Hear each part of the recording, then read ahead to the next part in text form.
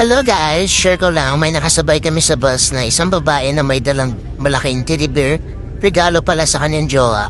Panoorin niyo kung ano ang nangyari, sobrang aliw, ha? Kumusta man nga, gitagaan kag dako kay teddy bear nga, naglisod ka, galisod kag sakay diri sa bus.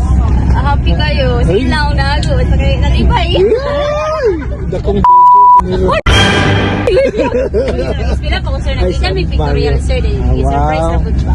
Ay, Wala sila. LDR. LDR mo? Oh. Ngayon sa Mabot, national mabot lang yung panahon, magkita lang. Kuhon. Say good luck ha. Layang gugma, parte di kayong dakuha.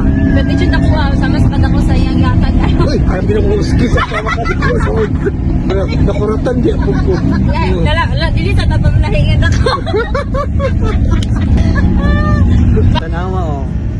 Gaulan, nagdadala kag dakong teddy bear.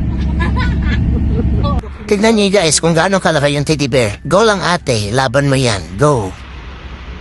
Kita.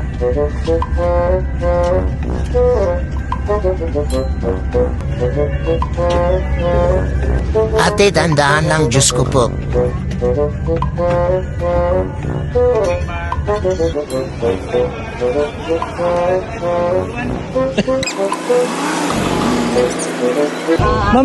Ma'am, sigurado ka basig mabasa na.